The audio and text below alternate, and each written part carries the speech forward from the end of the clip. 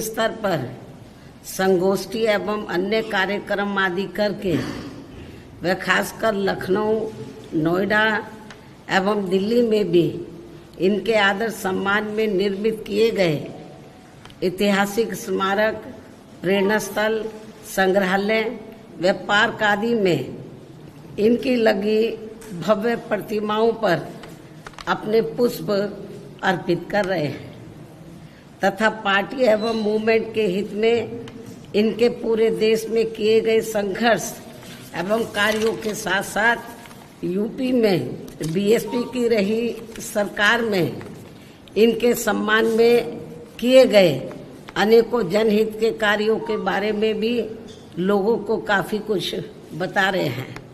इसके लिए पार्टी इन सभी का हार्दिक दिल से आभार प्रकट करती है। इसके साथ ही मान्यवर श्री कांशीराम जी के बारे में खासकर नई युवा पीढ़ी के लिए ये भी जानना बहुत जरूरी है कि इन्होंने परम पूज्य बाबा साहब डॉक्टर भीमराव अम्बेडकर के जीवन संघर्ष एवं यहाँ वर्षों से उपेक्षित रहे लोगों के हितों में किए गए उनके कार्यों से प्रेरित होकर फिर अपना घर, परिवार, रिश्ते नाते व सरकारी नौकरी आदि भी त्याग कर अपनी पूरी जिंदगी इनके अधूरे रहे कार्यों को पूरा करने के लिए समर्पित की है और अब वो हमारे बीच में नहीं रहे हैं, जिनका जन्म पंजाब के एससी वर्ग में हुआ है। ऐसे महान व्यक्तित्व मान्यवर श्री कांशीराम जी, जिनके आज पुण्यतिथि है, इनको सबसे पहले मैं अपनी व पार्टी की तरफ से पूरे तय दिल से अपने श्रद्धा सुमन अर्पित करती हूँ, जिन्होंने बाबा साहब डॉक्टर भीमराव अम्बेडकर के पद चिन्हों पर चलकर यहाँ बीएसपी के नाम पर अलग से अपनी राजनीतिक पार्टी का गठन किया और फिर पूरे देश में यहाँ जातिवादी व्यवस्था के शिकार रहे दलितों, आदिवासियों, पिछड़ों व अन्य उपेक्षित वर्गों के लोगों को काफी हद तक इन्हें अपनी इस पार्टी से जोड़ा है। इतना ही नहीं बल्कि इनके अथक प्रयासों से वे अपने इन लोगों के बलबूते पर ही फिर आबादी के हिसाब से देश के सबसे बड़े प्रदेश यूपी में यहाँ मेरे नेतृत्व में कई बार सरकार भी बनाई है तथा यूपी सहित कई और राज्यों में भी अपनी पार्टी के अनेकों सांसद व विधायक आदि भी बनाए हैं।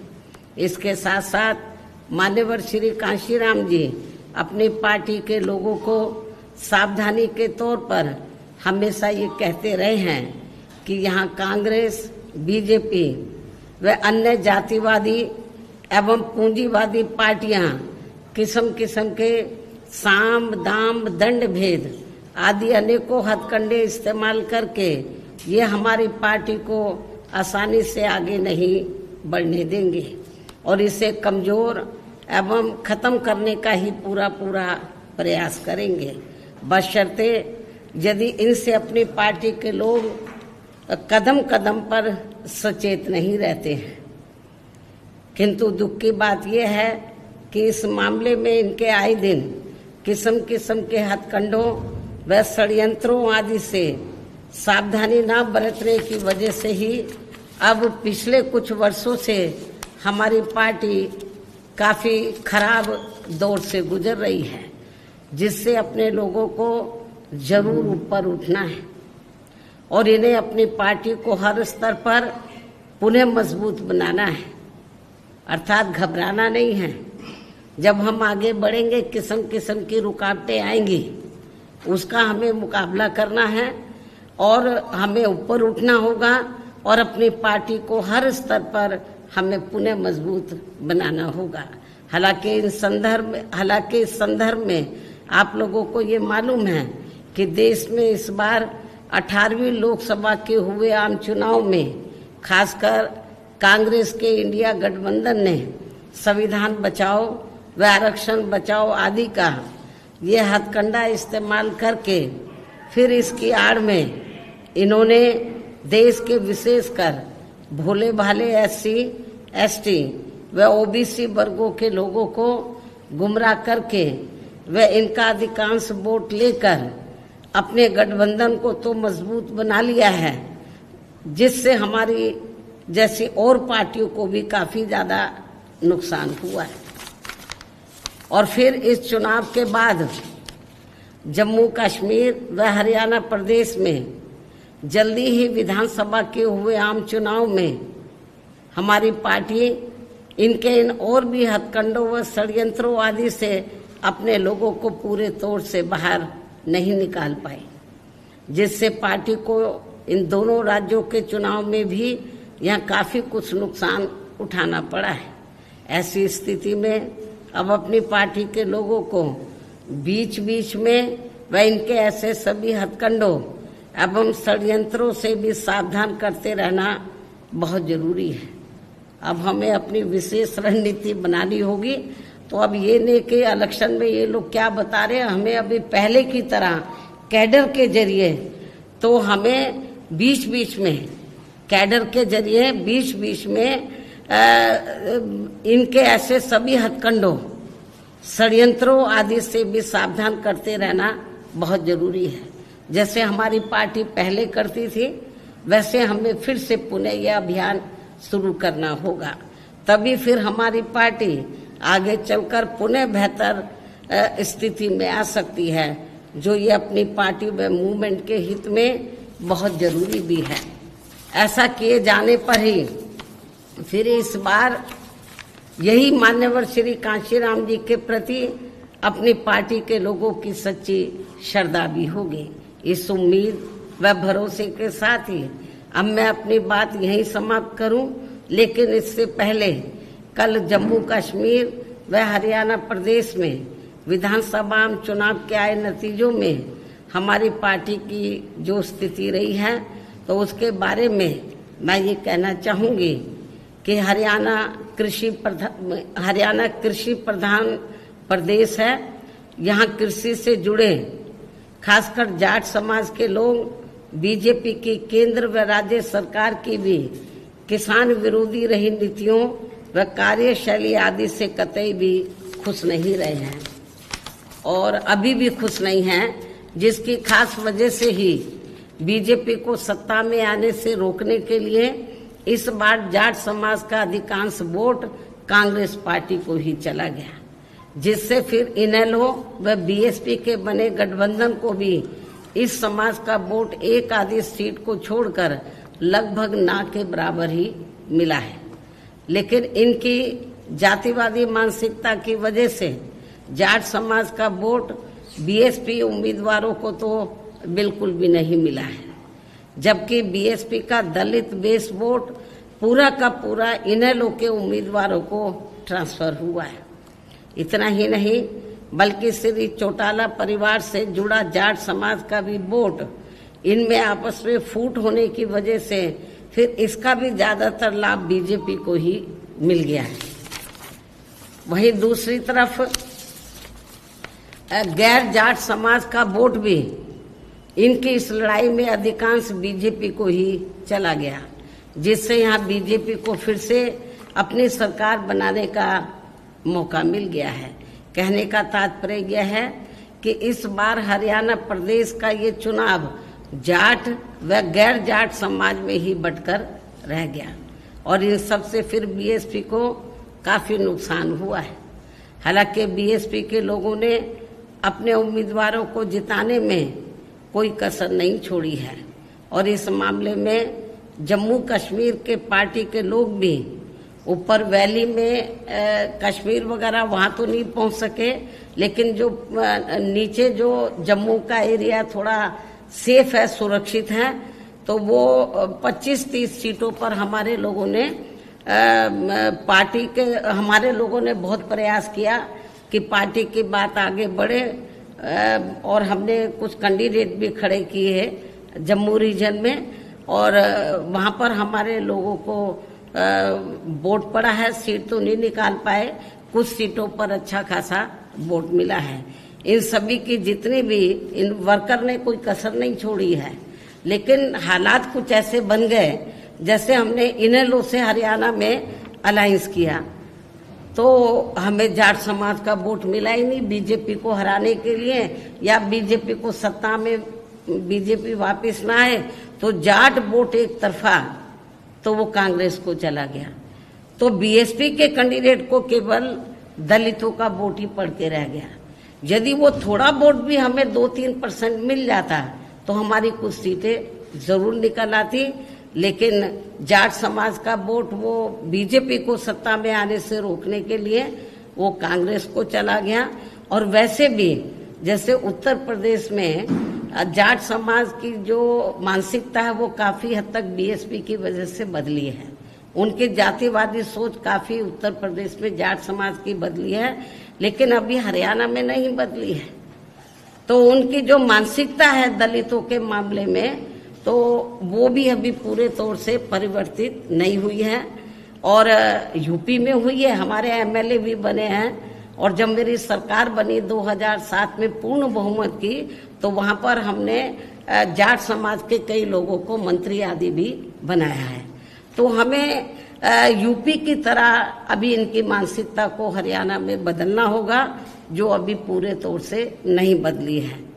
तो लेकिन इसके बावजूद भी हमारे लोग मैदान में डटे रहे और उन्होंने प्रयास किया कि अपनी पार्टी के कैंडिडेट जीतें, अच्छा वोट पड़े। इसके लिए मैं जम्मू कश्मीर व हरियाणा प्रदेश में जो पार्टी के लोग हैं उनकी मैं बहुत बहुत आभारी हूँ। इसके साथ ही यहाँ मैं ये भी बताना चाहती हूँ, ऐसी ये स्थिति जो अभी आई है खास तौर से हरियाणा में, ऐसी ये स्थिति आगे भी पैदा हो सकती है। इसलिए अभी से ही हमें या अपनी रणनीति में भी अब हमें थोड़ा बदलाव करना होगा। क्या करेंगे वक्त आने पर आप लोगों को बता दिया जाएगा। इस प्रकार से इन सब बातों को ध्यान में रखकर अब हमें दिल्ली में यहाँ जल्दी ही होने वाले, महाराष्ट्र में भी होंगे वैसे तो चुनाव और झारखंड में भी होंगे, हम इन तीनों स्थानों पर चुनाव लड़ेगी हमारी पार्टी।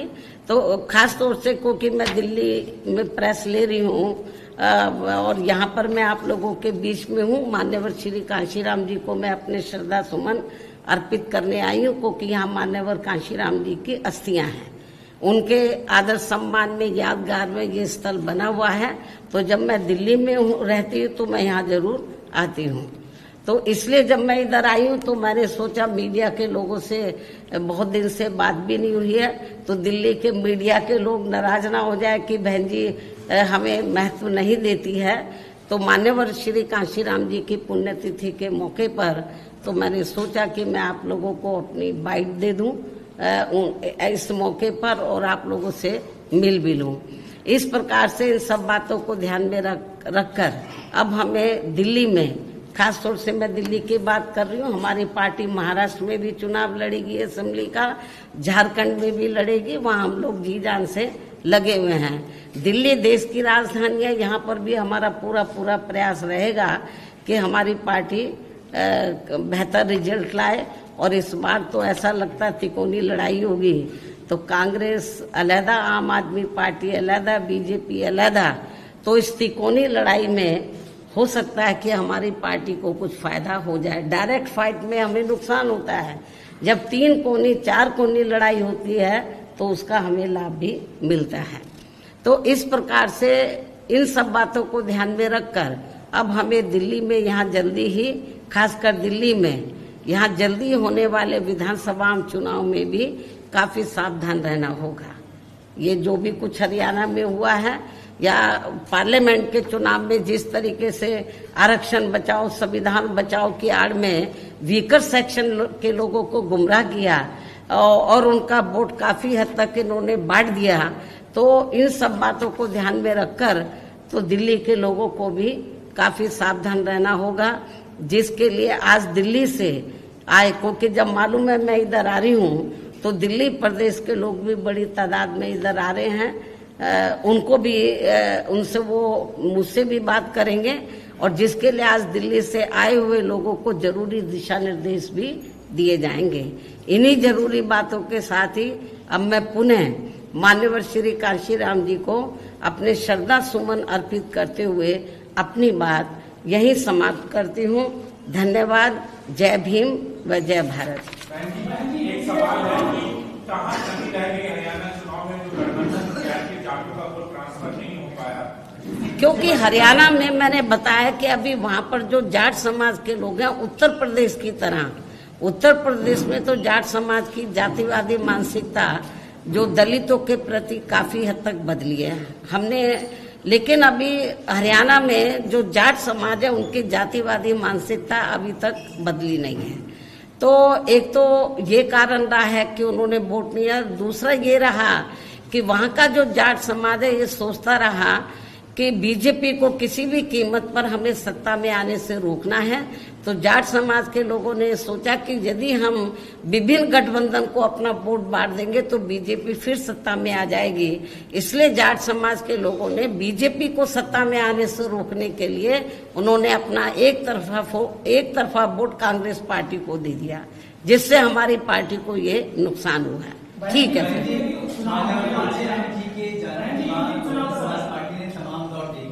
सत्ता में भी रही, फिर अभी जो स्थिति है वो भी हम सबके सामने है।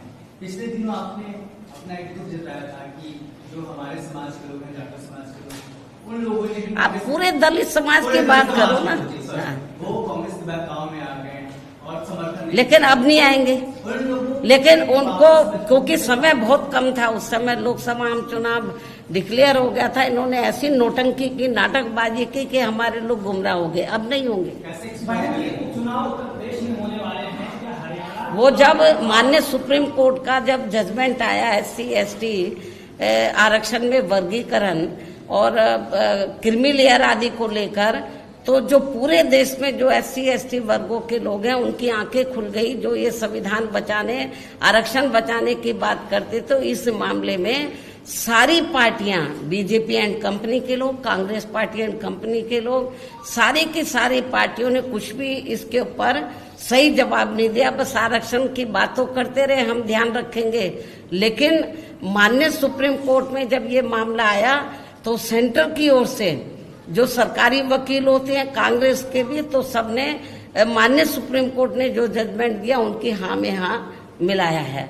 तो इसलिए मैं आपको ये बताना चाह रही हूँ। और इतना ही नहीं, कांग्रेस के श्री राहुल गांधी ने तो विदेश में जाकर कह दिया कि वक्त आने पर हम इन वर्गों का पूरा आरक्षण खत्म कर देंगे। तो इसका असर पड़ा है पूरे देश में। और मुझे ऐसा लगता है कि जो इन्होंने लोकसभा चुनाव में फायदा उठाया, अब दोबारा से इस मुद्दे के ऊपर अब इनको फायदा मिलने वाला नहीं है। नहीं तो फिर ये हरियाणा में क्यों नहीं उठा लिया इन्होंने? कांग्रेस शासित तेलंगाना। ठीक है फिर, अच्छा भाई।